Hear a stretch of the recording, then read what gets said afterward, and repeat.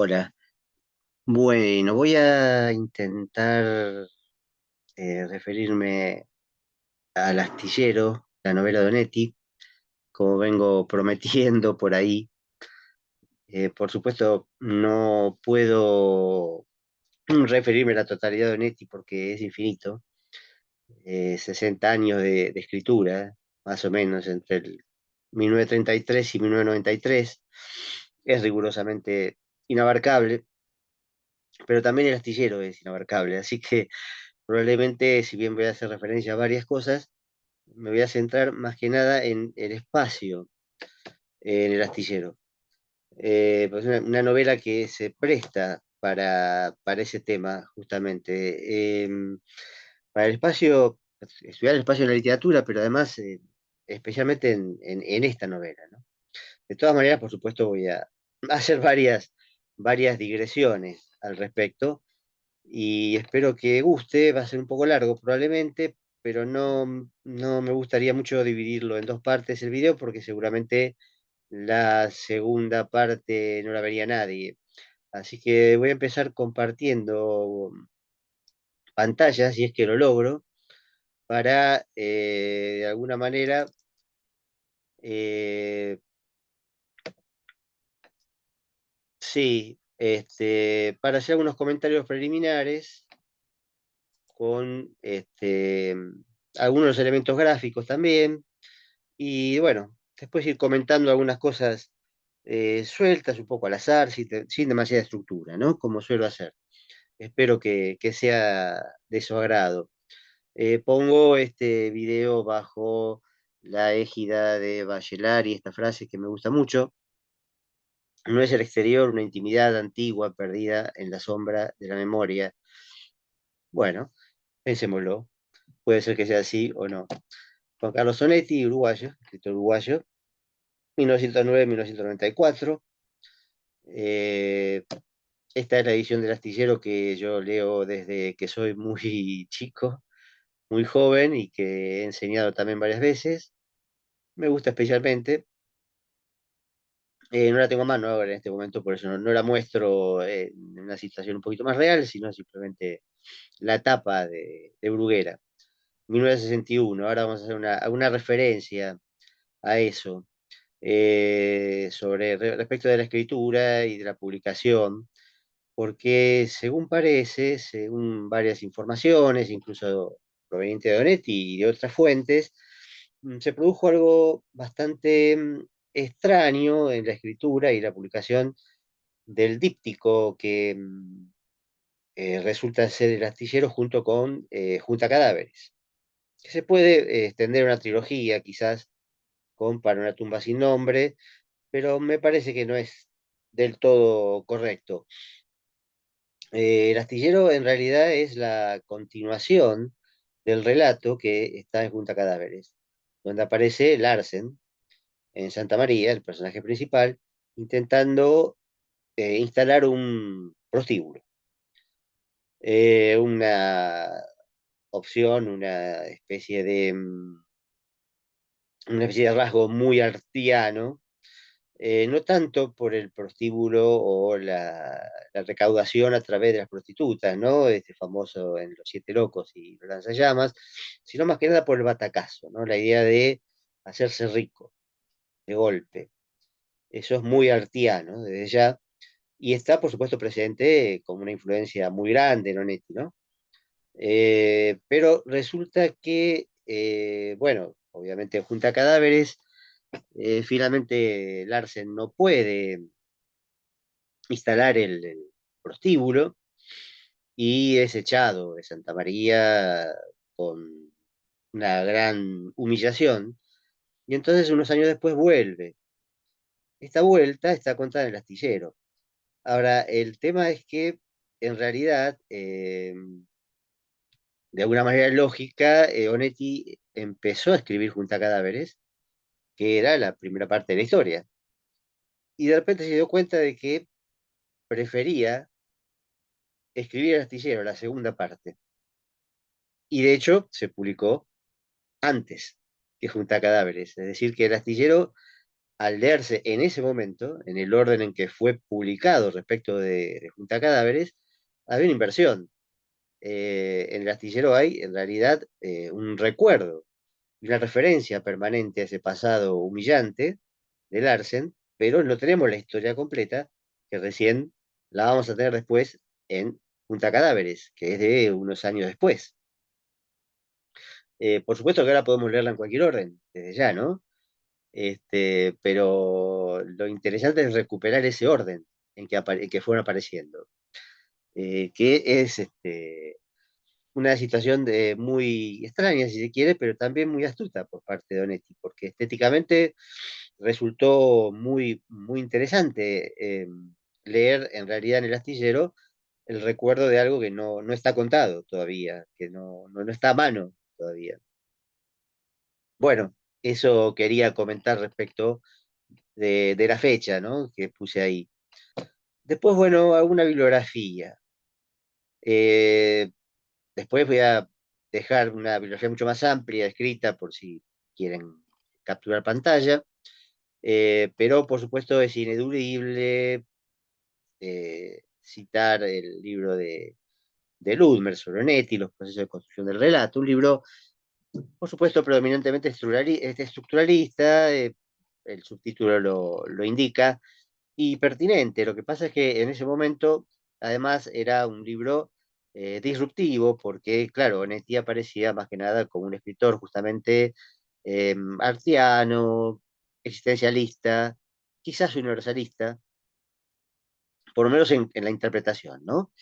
Un gran intérprete de la condición humana, influido por Faulkner o por el existencialismo.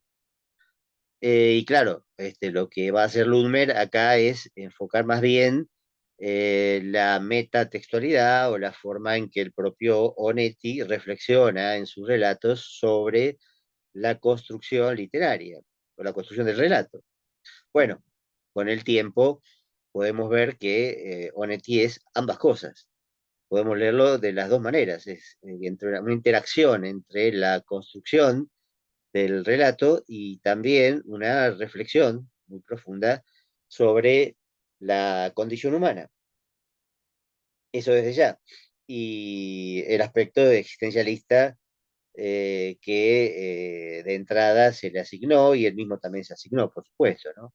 Pero este es un gran libro, sin duda. No hay demasiadas referencias al astillero, pero sin duda las que hay son muy importantes y probablemente voy a tratar de recuperarlas de alguna manera, o aunque no sea explícitamente, casi todo lo que digo está sacado de algún lado, difícilmente sea una idea mía, no recuerdo cuándo tuve una última idea propia, debe ser hace muchos años. Este libro, bueno, el de Hugo Verani, Onetti, El ritual de la impostura, también es muy interesante y muy recomendable. Sí. Es más tradicional, pero da muchos datos y muchas interpretaciones interesantes. Algunas también las voy a utilizar.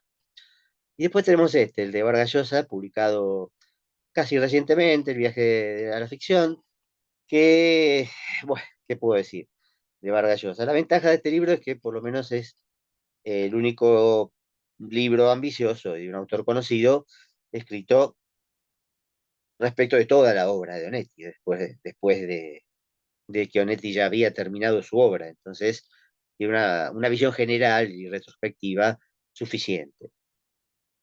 Como libro, se puede leer, digamos, y no es tan miserable como el que el señor Vargas Llosa dedicó a Arguedas, por ejemplo, ¿no? La Utopía Arcaica, que, bueno, sí, es un libro totalmente lamentable.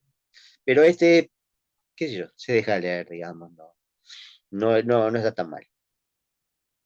Y tiene chismerío también, por supuesto, como le gustaba mucho a Vargas Llosa en general en sus libros, porque al estar ahí en la pomada, bueno, siempre está en el centro de la acción y hay mucho chismerío que puede gustar.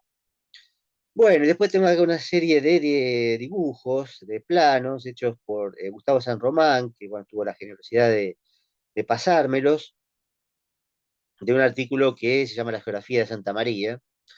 Y acá tenemos, por ejemplo, un dibujo, un plano de Santa María. el plano sobre todo del astillero, porque después vamos a ver que Santa María, un poco como Macondo, tiene unos límites bastante indefinidos, ¿no? Y no digo esto por una cuestión referencial, sino porque importan varias cosas, ¿no? Sobre todo, en este caso, donde se ve la plaza principal, donde está el Hotel Berna, donde está la iglesia, es una ciudad chica, que no es, por supuesto, ni Montevideo ni Buenos Aires, se supone que está inspirada en el Paraná, Paraná, perdón, al borde del Paraná, está inspirada en Paraná, cuando Onetti estaba de alguna manera varado en Argentina y no podía cruzar a Uruguay de vuelta, entonces hizo un viaje a Paraná, se le ocurrió que era una especie de ciudad inspiradora para ciertas cosas, que después vamos a ver que es importante eso, ¿no? El carácter fluvial, el carácter pueblerino también, ¿no? Porque es una ciudad chica, donde todos se conocen, donde esto importa mucho para la narración, porque hay en el astillero una especie de narración colectiva, donde aparece mucho la primera persona del plural, nosotros, que son los notables de la ciudad, ¿no? Donde está Díaz Grey como principal, ¿no? El doctor Díaz Grey como personaje principal entre los notables, y que siempre están de alguna manera en el bar, chusmeando, hablando o no, o viendo pasar la gente. Y bueno, efectivamente lo ven pasar constantemente a Larsen cruzando, a propósito probablemente para hacerse ver. Y esto, bueno, obviamente constituye un punto de vista narrativo muy importante para la forma del relato. Así que bueno, este es un intento de mostrar Santa María. Acá en realidad este sería el plano de Puerto Astillero, que está lejos de Santa María, o relativamente lejos de Santa María. Y después está, bueno, una propuesta justamente de lo que sería un mapa real del Río de la Plata con Montevideo, Colonia, Buenos Aires, y bueno, uno podría ver por ahí lo que sería Paraná y cómo estaría relacionado con Puerto Astillero. En realidad, bueno, está Rosario también. eh, Hay un intento en este artículo de Gustavo San Román muy, muy detallado de ver todas las referencias geográficas y topográficas, pero también topológicas, es decir, simbólicas, de los espacios que aparecen en Santa María, ¿no? Que repito, en el astillero es todavía una ciudad chica, fluvial, húmeda, por eso es muy raro que a veces se sitúe los adioses en Santa María. Los adioses en realidad está situado en una ciudad con sierras, donde la gente se va a curar, que posiblemente sea Córdoba, ¿no? Como en el caso de Boquitas Pintadas, ¿no? Que Juan Carlos se va a Córdoba porque tiene tuberculosis. Bueno, hay algunos críticos que no quiero mencionar que han dicho que los adioses transcurren en Santa María, lo cual no es muy acertado que digamos, pero pasa con Santa María que absorbe toda la obra de Onetti, como pasa con Macondo también. Si uno toma Macondo en García Márquez, en realidad sabe que no todas las novelas de García Márquez transcurren en Macondo. Hay un pueblo sin nombre, por ejemplo, el de El coronel no tiene quien le escriba, y hay una localidad marítima, como acá Puerto Astillero, que es una localidad marítima. Y Macondo es un pueblo que a veces está alejado de la narración, pero también a veces es un país, una especie de país, o hasta un continente, aunque sea metafóricamente. Y en el caso de Santa María pasa lo mismo, ¿no? También las últimas obras de Onetti se extiende, ¿no? Se hace más grande que lo que es en el astillero.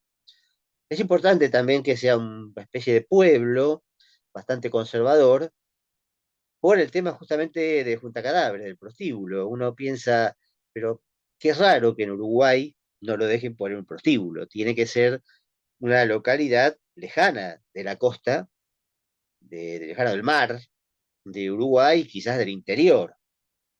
Y sí, por supuesto, se correspondería con Paraná desde ya, como ciudad argentina, típicamente conservadora. Pero digamos la prostitución es legal en Uruguay desde siempre, así que esa cuestión moralista y el poder además que tiene el cura Berger, ¿no? En Santa María es raro en una ciudad uruguaya, que es un país típicamente laico, el más laico de, de Sudamérica y de Latinoamérica todas, y incluyo, digamos, parecido a México, ¿no? Un país muy laico, con muy poca influencia de la iglesia. Entonces, en ese sentido, bueno, es interesante pensar en Santa María por el hecho de que, como sabemos, Santa María aparece por primera vez en La vida breve, la novela larga de Onetti de 1950. Hay una aparición fugaz en un cuento anterior, del año anterior, que se llama La casa o Una casa en la arena, donde aparece Díaz Grey, que es un fragmento de la novela de La vida breve que lo adelanta Onetti en forma de cuento, lo publica, pero después no aparece en La vida breve. Así que en realidad Santa María aparece en La vida breve como una imaginación, como una fantasía de Brausen, un escritor. Un escritor que tiene que escribir un guión, está obsesionado de alguna manera, impactado también por la enfermedad de su mujer, que pierde un seno, por supuesto, una enfermedad grave. Y esto es muy importante porque esta falta desencadena la creación de Santa María. Y a partir de ahí, esa creación, digamos, en la última, en la segunda parte de la vida breve, la acción se traslada directamente a un lugar imaginario que es Santa María. Y podemos imaginar que todo el resto, por supuesto, de las novelas que transcurren en Santa María son como un desprendimiento de la vida breve, desde ya. Esto es, me parece que hay que tenerlo en cuenta también, ¿no? Porque en el astillero aparece Brausen como un prócer, lo llaman el fundador, y está en una plaza secundaria, no en la plaza principal, sino en una plaza secundaria. Pero está ahí la estatua de Brausen, que en realidad en la vida breve es un personaje real de un escritor que inventa una geografía ficticia a la manera de Faulkner, digamos, ¿no? Pero hay que tener en cuenta que en el caso de Faulkner, Yoknapatawpha y todo el condado, ¿no? Y la ciudad de Jefferson y todo eso, en realidad es bastante fijo, no es tan variable como pasa con Santa María y con Macondo, que recuerdan, por ejemplo, que los funerales de Mamá Grande, cuando se muere la Mamá Grande, mandan unos barquitos al Vaticano para avisarle al Papa que se murió la Mamá Grande, ¿no? Entonces, bueno, Macondo obviamente parece una especie de país conectado a Europa, bueno, una cosa por supuesto fantástica, pero que muestra unos límites flexibles. Y bueno, Santa María también tiene esos límites flexibles, por eso no hay que quedarse tan pegado a lo referencial, sino ver cómo esto sirve para el relato, para la distribución espacial del relato y los personajes, que eso es lo que vamos a tratar de ver y todavía no pude empezar del todo porque me dejo llevar por algunas cosas. Bueno, y acá tengo un póster de la película El astillero de Lipsic, que está bastante lograda dentro de todo. La situación, digamos, la locación, justamente es una locación fluvial, la música del Chango Espasiuk, es un chamamé estilizado, con lo cual tenemos esa localización un poco propia de nuestra Mesopotamia.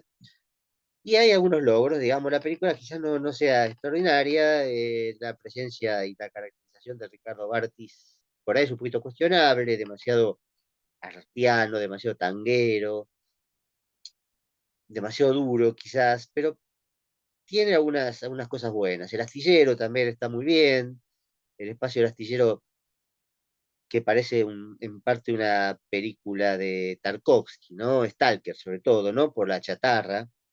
Recordemos que en el astillero justamente lo que hay es chatarra que se va vendiendo, ¿no? una señal de decadencia. Muchos asocian a la decadencia de América Latina o de Uruguay, y Onetti ha dicho muchas veces que no, en realidad no es esa la idea de él, pero bueno, cada uno lo puede interpretar de alguna manera.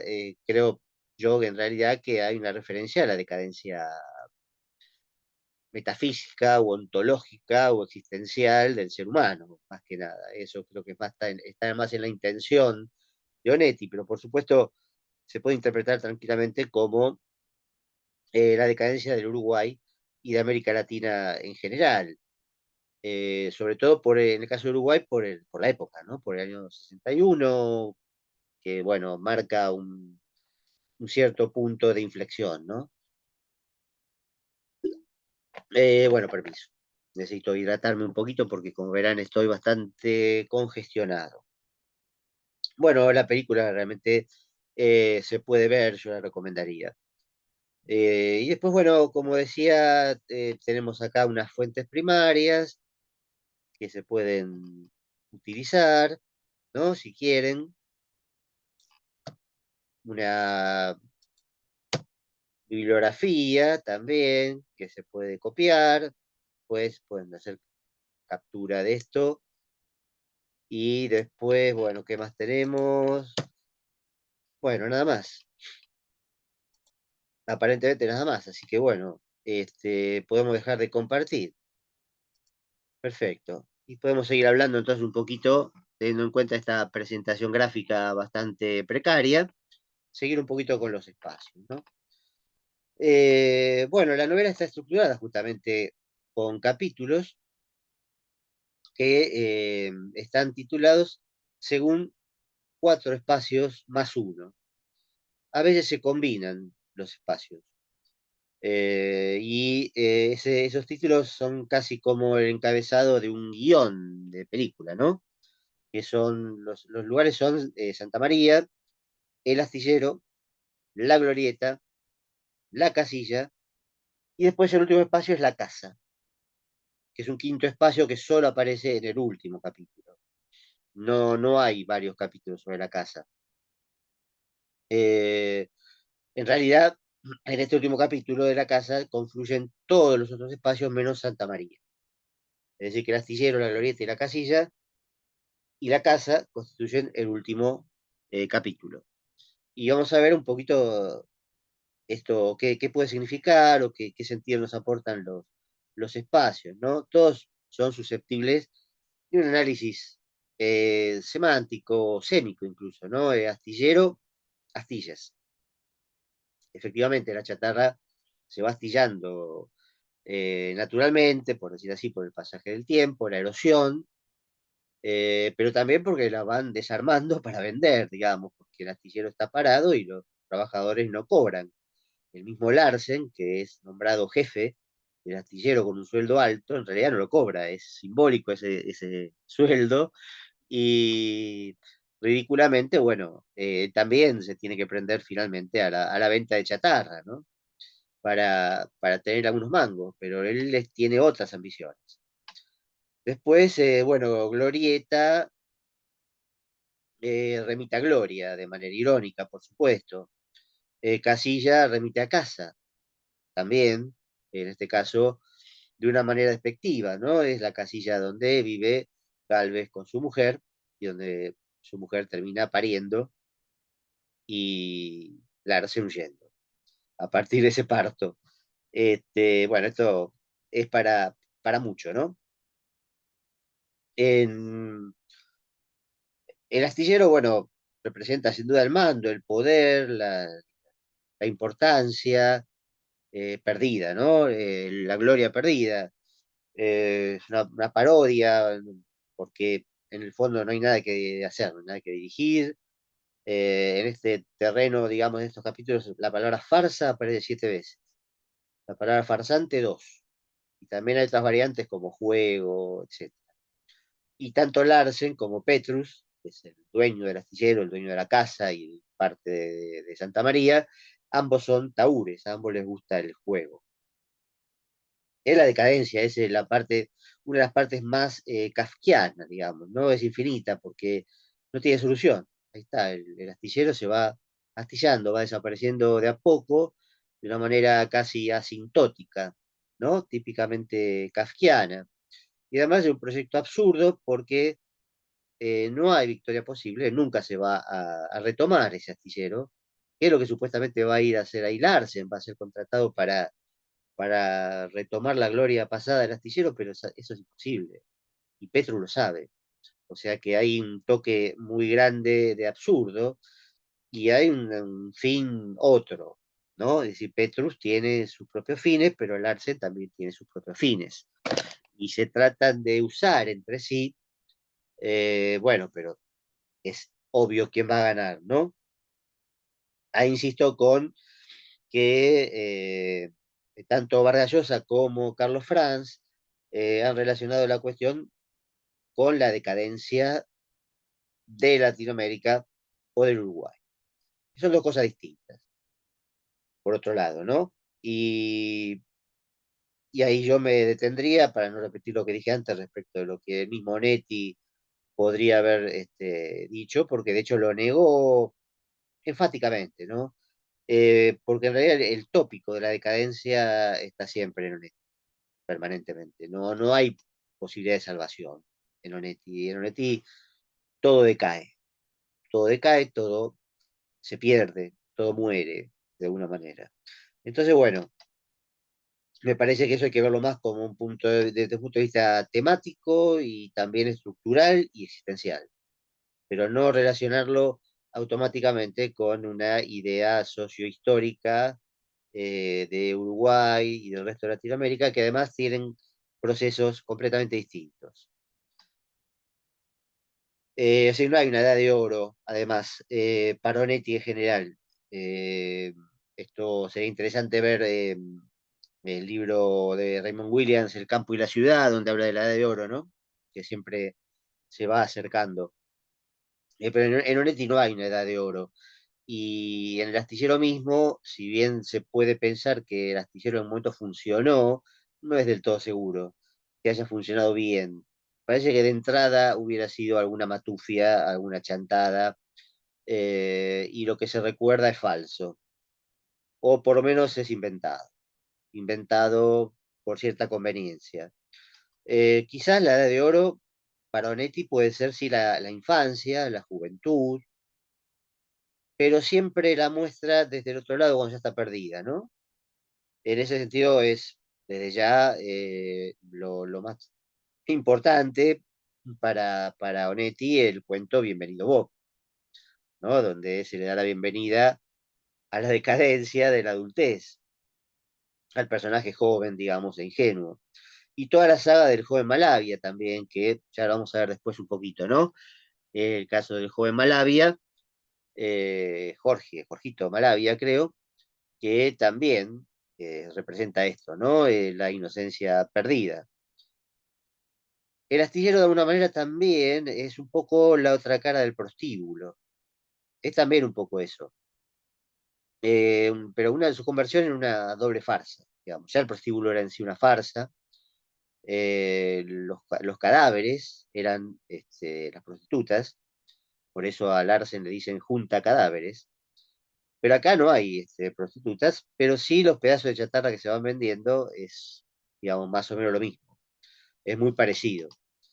Y de alguna manera es eso, es la otra cara del prostíbulo que vamos a ver después en Junta Cadáveres, justamente, la otra novela, ¿no? Sin duda el pasado acá es irremontable, ¿no? Es irremontable.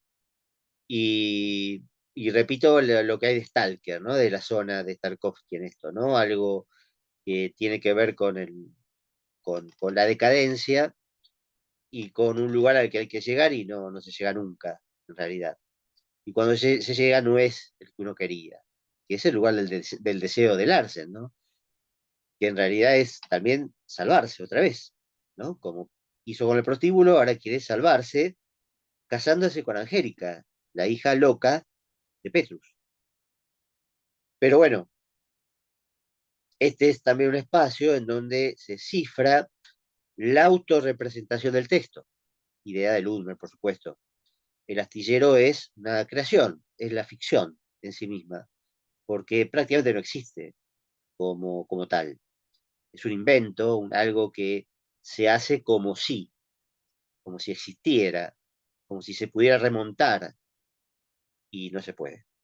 Y entonces ahí hay una utopía, repito, de salvación, quizás por la escritura, ¿sí? O sea, la salvación se desplaza de lo referencial a lo autorreferencial. Y entonces la escritura puede convertirse en materia de salvación. La escritura y la lectura, ¿no? Posiblemente. Bueno, me voy a apurar un poquito más, prometo. Respecto de la glorieta, tiene que ver con la comunicación, porque ahí se encuentra con Angélica, Larsa se encuentra con Angélica, trata de seducirla. Eh, Hay también una cierta nostalgia de algún momento en que el amor podía haber sido posible.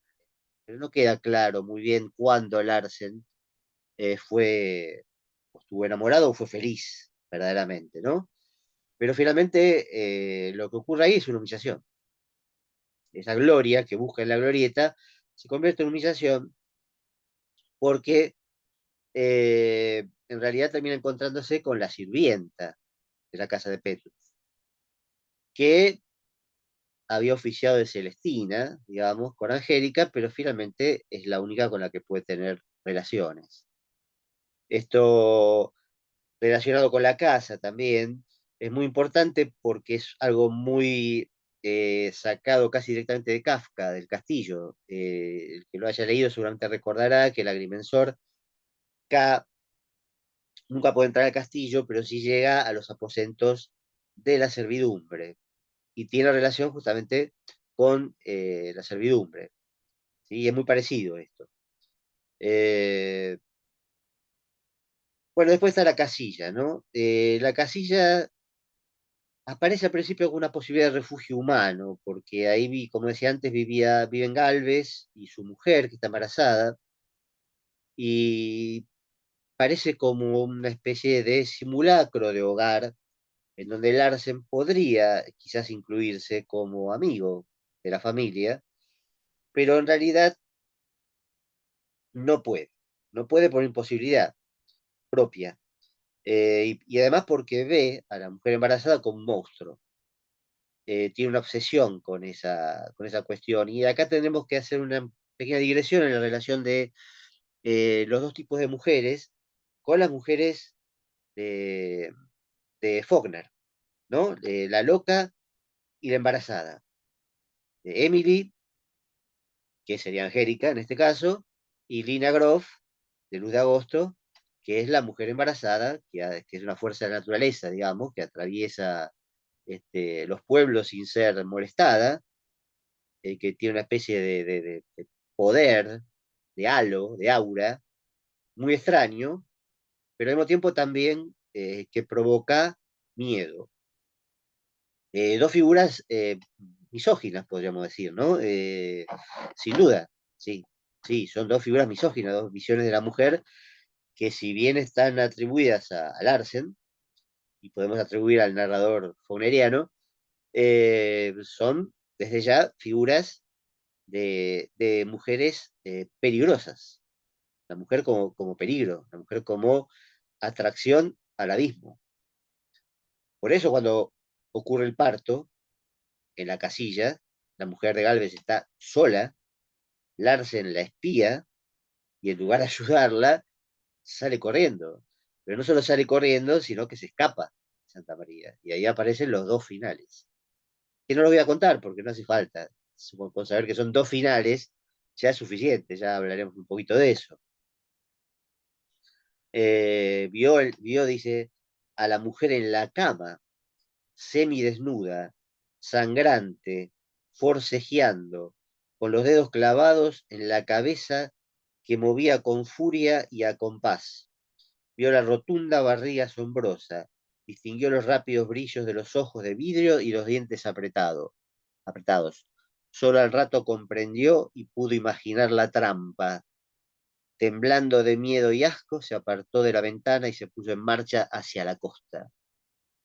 Fíjense el horror que siente ante un parto, ¿no? Que es una situación que obviamente merece otra actitud, más normal, si se quiere, pero para él es una trampa.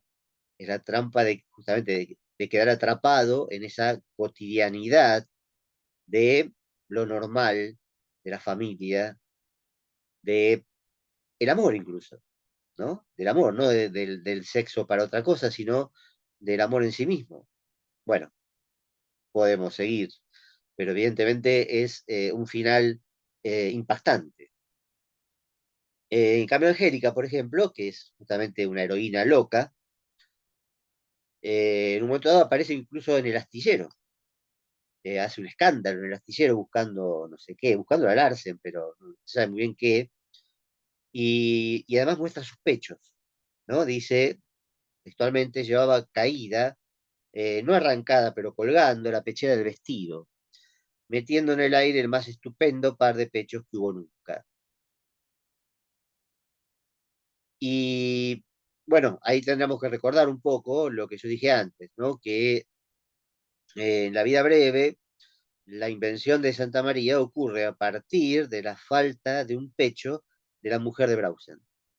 Y acá aparecen los pechos de Angélica, ¿no? Hay una relación eh, que es inevitable hacer, me parece a mí. Bueno, y tenemos la ciudad de Santa María, de la cual hablaba antes, ¿no? Sin duda ahí representa el deseo de recuperar el poder perdido que Larsen tuvo en algún momento cuando pudo poner el prostíbulo, ¿sí? Al principio, antes que lo echaran, ¿no? Lo que ahora busca, por supuesto, es una revancha imposible de entrada, queda claro que es imposible de entrada. Larsen ejecuta siempre actos vacíos, busca una fraternidad perdida, reproduce rituales, ¿no? Que no tienen ningún resultado, sabe que nunca va a ser aceptado de Santa María, pero persiste en ese desafío totalmente inútil, totalmente inútil. Eh, y bueno, digamos, no quiero en este caso, el espacio se tiende a comprimirse también porque entre Santa María, el puerto astillero, la casilla y el embarcadero finalmente donde huye el Larsen, en realidad parece que estuvieran más separados, pero al final tienden un poco a confluir, incluso la casa también, ¿no?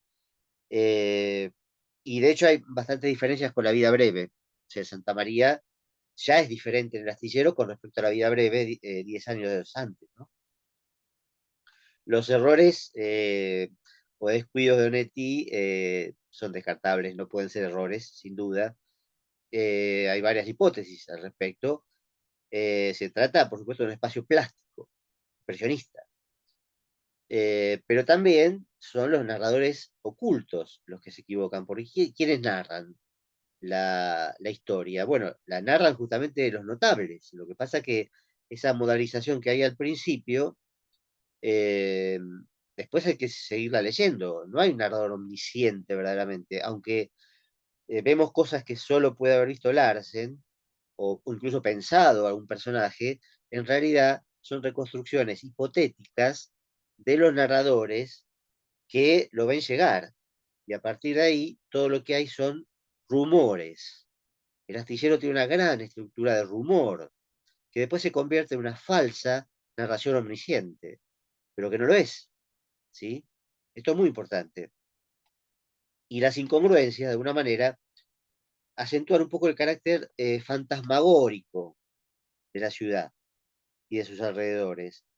Hay un documental, justamente, que lo puse ahí en la fuente, que se llama Jamás leí a Onetti, donde un dibujante intenta hacer un plano de la ciudad de Santa María y no lo termina de lograr, porque hay cosas que no coinciden del todo entre los textos. ¿No? Esto es muy interesante y recomiendo mucho ver ese documental, ¿no? Este, por ejemplo, en Dejemos hablar al viento, hay un fragmento donde se dice, bueno, Brausen se estiró como para dormir la siesta y estuvo inventando Santa María y todas las historias, está claro. Otro dice, un personaje dice, pero yo estuve allí, también usted. Está escrito, nada más. Pruebas no hay. Así que le repito, haga lo mismo, tírese en la cama, invente usted también, fabríquese la Santa María que más le guste, mienta, sueñe, personas y cosas, sucedidos. ¿No? Esto es de una novela muy posterior, dejemos hablar al viento, probablemente la última gran novela de Onetti, ¿no? Y bueno, insisto, San Román dice que incluso la ciudad sobrevive a un incendio, que la ortografía cambia. Dejemos hablar al viento desde el 79, así que pensemos que son 18 años después del astillero. Cambia la ortografía y se vuelve un solo nombre. Se divide en tres zonas, vieja, nueva y este, y la casa de Petrus se traslada de Puerto Astillero a la ciudad. Saer dice, a propósito del espacio-tiempo, habría que detenerse quizás en Santa María, el lugar imaginario de Onetti, intercalado en un preciso punto geográfico entre Montevideo y Buenos Aires, por lo menos en el diseño de su inventor, Brausen, y al que solo es posible llamar lugar a causa de su estatuto y sus dimensiones imprecisas, cambiantes, ya que a veces es únicamente una ciudad a la que se agrega su colonia, pero que por momentos, por ejemplo en Jacob y el otro, tiene las características de un pequeño país de América del Sur. Pasa igual que Copaconto, como decía antes. Los límites, las características topográficas de la ciudad son flexibles. Y eso topológicamente nos nos reenvía a una serie de cuestiones simbólicas, ¿no? Que estuve tratando de sugerir un poco, pero no, por supuesto no puedo desarrollar completamente. La casa. Y ahora sí terminamos con el quinto lugar, que, bueno, la casa donde vive Petrus es una casa de altos, que aparece una sola vez, pero que siempre está de alguna manera presente, ¿no? Entre los personajes, porque, como decía Larsen, sueña con esa casa, sueña entrar en esa casa, apoderarse de ella a través de seducir y casarse con Angélica, la hija de Petrus.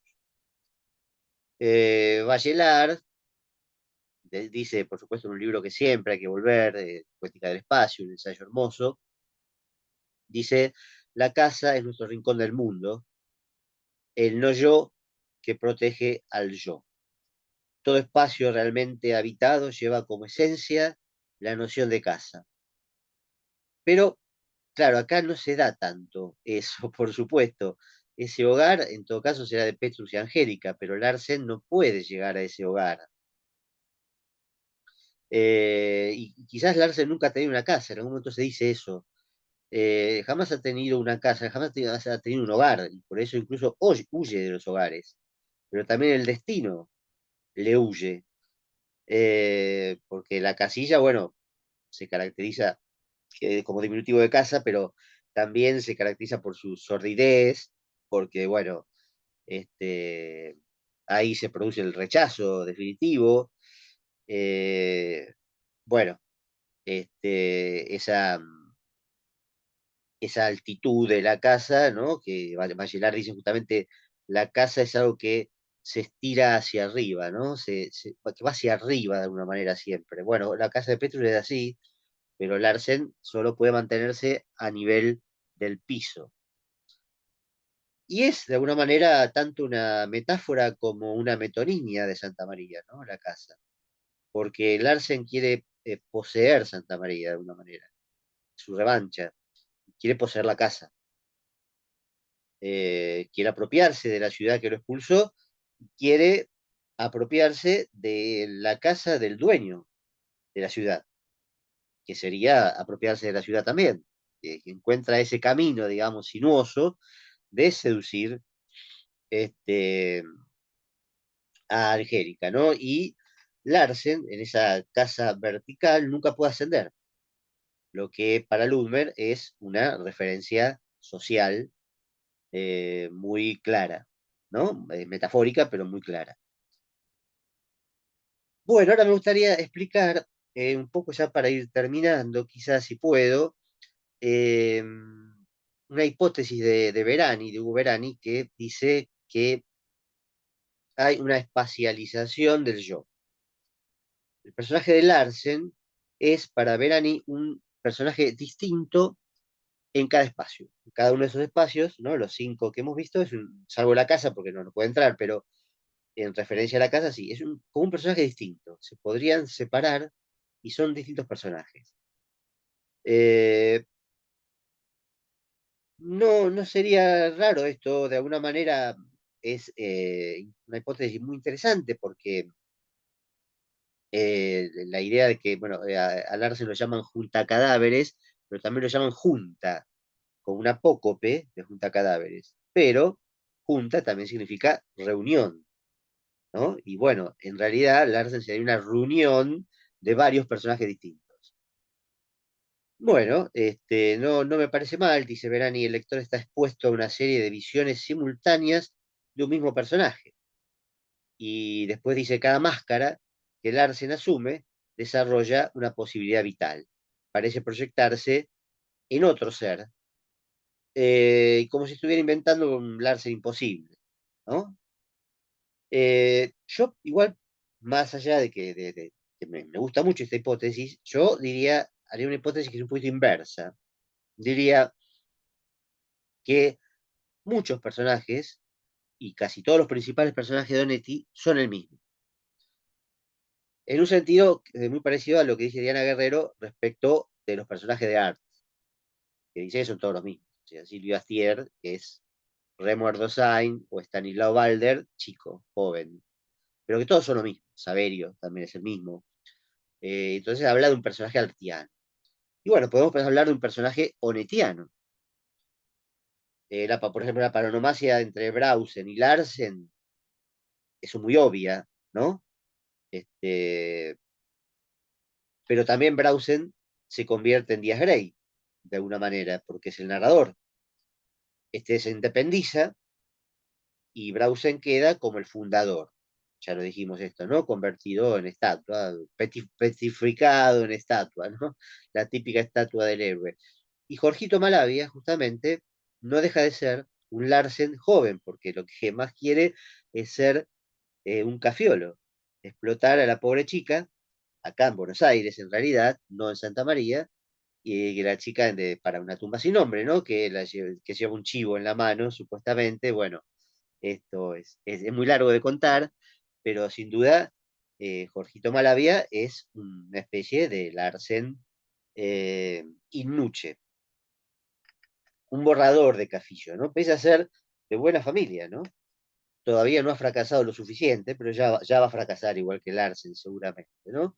Y muchas veces los personajes psicológicamente son intercambiables. Lo que piensa uno lo podría haber pensado otro, ¿sí? Si bien hay en Onetti un análisis psicológico de una gran sutileza y un gran detalle, eh, similar al de Faulkner, sin duda en algunas partes, en algunos aspectos, no siempre es asignable a un personaje en particular. Uno sabe que está pensando o que se está analizando a un personaje, pero si no estuviera el nombre del personaje, uno podría decir, bueno, pero esto lo piensa ¿quién?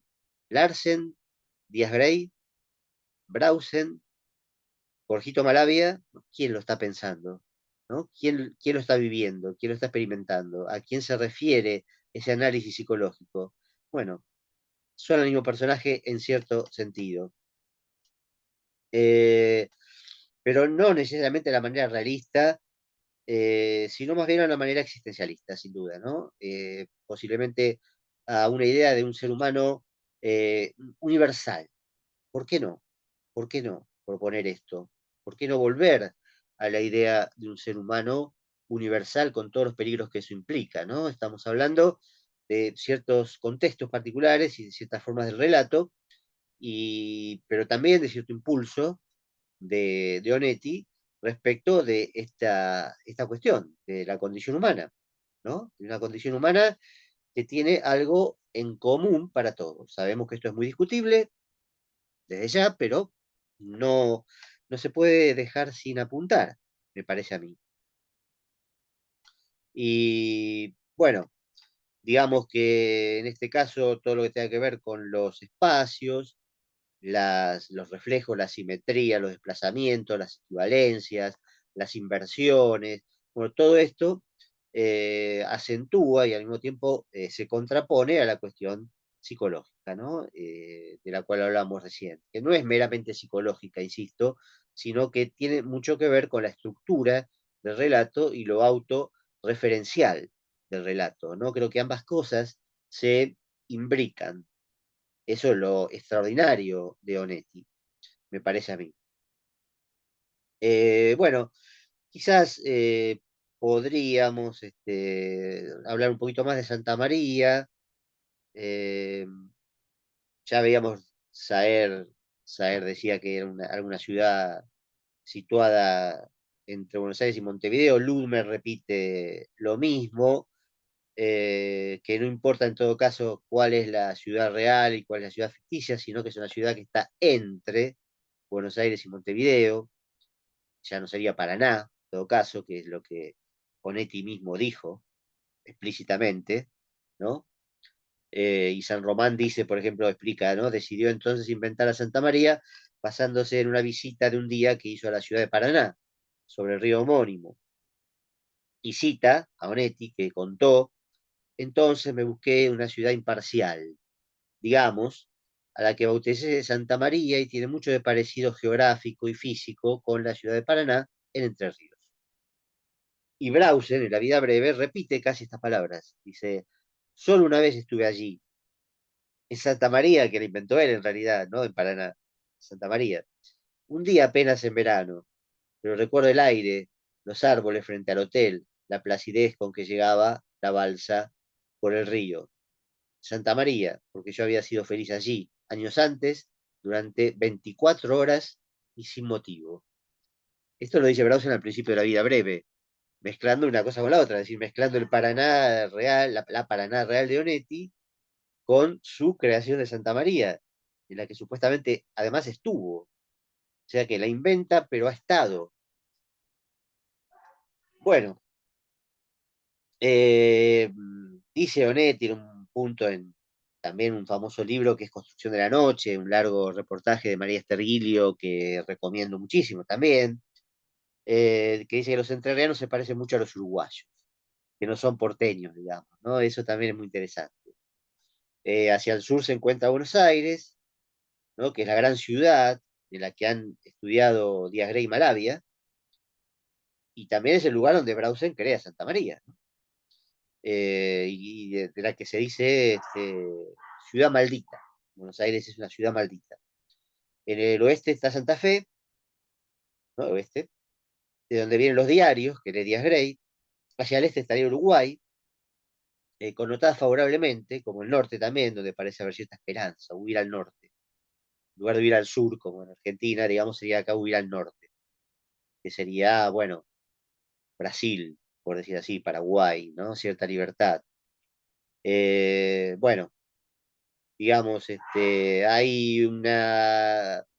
en Santa María una falsa sensación de comunidad, como decíamos antes, de pueblo chico, que en realidad está lleno de hipocresía, ¿no? Que eso se ve mucho más en Junta Cadáveres cuando aparece la influencia clerical y cuando los notables se ponen de acuerdo para echar a Larsen, efectivamente, que había puesto el prostíbulo lejos de la ciudad, pero que ellos no podían tolerar esa inmoralidad, ¿no? Esto es importante, creo. Eh, bueno, eh, creo que no, creo que ya más o menos quisiera redondear. Este, hay en Santa María sí una mutua absorción entre el campo y la ciudad, no es al mismo tiempo campo y ciudad. Y también la presencia del río ayuda un poco esto, ¿no? Por el declive hacia el río, es el campo, y campo también es las afueras, donde se pone el prostíbulo, donde hay, bueno, cierta idea de pureza también, quizás por eso la instalación del prostíbulo ahí causa una especie de escándalo, ¿no? De mancha para la ciudad. Hay que tener en cuenta también que Onetti, como otros escritores, Benedetti o Martínez, que de alguna manera cambian la literatura uruguaya, que hasta mediados del siglo XX había sido predominantemente rural, empieza a ser una literatura predominantemente urbana, ¿no? Entonces, Santa María está ahí, ¿no? La vida breve está ahí, justo en el 50, es como partir el siglo en dos, ¿no? Lo rural y lo urbano, aunque esto sea un poco tajante, pero de alguna manera sucede eso, ¿no? Esto se va dando, por supuesto, en todos los países de América Latina, pero en el caso, por ejemplo, de Argentina, es un poco antes, porque Roberto Arles de la década del 20 y ya ahí aparece la ciudad de una manera predominante. Está en las orillas de Borges, donde justamente también el campo se toca con la ciudad, como Santa María, así que eso está siempre presente en la literatura. Está la literatura rural en México por la novela de la Revolución Mexicana, que algún día me gustaría hacer un video sobre el ciclo de la novela de la Revolución Mexicana, que es muy, muy interesante. Y bueno, Carlos Franz dice, por ejemplo, Santa María está en la orilla, en el doble sentido que esto tiene la Pampa. Ribera del río Mar y orilla de la ciudad con el campo. Línea imaginaria por excelencia, porque no hay accidente geográfico que la marque, de contado el ocasional ombú. Así es que en Santa María siempre y no muy lejos está el campo por todos lados, pues esta es una urbe salida hace poco de la nada rural de la Pampa llana. Próxima hay una colonia de inmigrantes suizo-alemanes dedicados al agro. Corriente arriba está Puerto Astillero, La Esperanza Fabril y su fracaso. Y muy cerca, siempre, está el río. ¿No? Estas son palabras de Franz, aplicables bastante a Borges, no de ya Roberto Art, pero estamos en eso, ¿no? Entre la tensión entre campo y ciudad y las orillas, ¿no? Las orillas, los bordes, las fronteras, no entre países, sino entre campo y ciudad, mucho más interesante, ¿no? Eh, y bueno, culmino un poco con esta cuestión del chusmerío como productividad del relato, ¿no? Recordamos el Museo del Chisme de Kosarinsky. El chisme es un relato, es una protonovela. Pueden ser 3 líneas o 10 líneas, pero ahí puede salir toda una novela. Hay ahí, como decía antes, Inuche, un relato largo. Y en realidad el astillero está contado por el rumor, por la vacilación. Eh, Larsen no es el hombre de la multitud, como lo es Erdosain, que se pierde anónimamente en la ciudad y nadie lo ve, nadie presta atención. No, a Larsen lo están mirando continuamente, cómo va caminando por la ciudad y qué hace, qué no hace, ¿no? Continuamente, pero eh, siempre se está hablando, entonces, no quiero leer tantas citas, pero dice, bueno, 5 años después de la clausura de aquella anécdota, Larsen bajó una mañana en la parada de los omnibuses que llegan de Colón, puso un momento a la varija en el suelo para estirar hacia los nudillos los puños de seda de la camisa y empezó a entrar en Santa María. Poco después de terminar la lluvia, lento y balanceándose, tal vez más gordo, más bajo, confundible y domado en apariencia. Bueno, sigo un poquito más. Son muchos los que aseguran haberlo visto en aquel mediodía de fines de otoño. Algunos insisten en su actitud de resucitado. Recuerdan su afán por ser descubierto e identificado. Bueno, tratando, digamos, de que lo saluden, ¿no? De que lo reconozcan, de que alguien le diga algo y nadie le dice nada. Otros, al revés, siguen viéndolo apático y procaz, acodado en la mesa, el cigarrillo en la boca, paralelo a la humedad de la avenida Artigas, mirando las caras que entraban. Bueno, o sea, algunos, ¿no? Lo ven de una manera, otros lo ven de otra. Después dice, nunca se supo con certeza si eligió encabezar la lista mensual de sueldos con 5 o 6 mil pesos. Bueno, permanentemente hay una vacilación, una modalización de duda. El narrador o los narradores dudan, sobre todo al principio, como decía antes, y después parece que se estabilizara una narración omnisciente, pero no podemos dejar de pensar que en realidad esa narración sigue modalizada en la duda, porque quién vio o quién dice o quién se transmite esa información dudosa de unos a otros, si es verdad o no. Entonces, ese punto de vista omnisciente o objetivo no existe, ¿no? Hay muchísimos modalizadores así, alguien profetizó, pocos los oyeron, tal vez más gordo, como dije recién, son muchos los que aseguran, recuerdan su afán, llegó probablemente, es seguro que cruzó la plaza, todos lo vimos, según se supo, y después hay un testimonio también de alguien que quiso abordar a Larsen y Larsen lo maltrató, un testimonio de alguien, pero también, como decía, hay pensamiento de Larsen. Entonces, ahí evidentemente hay episodios también que no pueden ser vistos por otro que no sea el mismo Larsen. Entonces, todo se vuelve dudoso si nos quedamos en la modalización del principio y si nos tranquilizamos en pensar que hay una narración omnisciente y objetiva, bueno, nos quedaremos con eso. Pero en realidad el problema es cómo el relato va hacia de esta morfología del rumor hacia una falsa omnisciencia y una falsa tranquilidad del lector hacia el doble final, donde, por supuesto, ahí se termina toda seguridad. ¿Cómo termina la novela? Hay dos finales y nadie sabe cuál va a ser el verdadero, ¿no?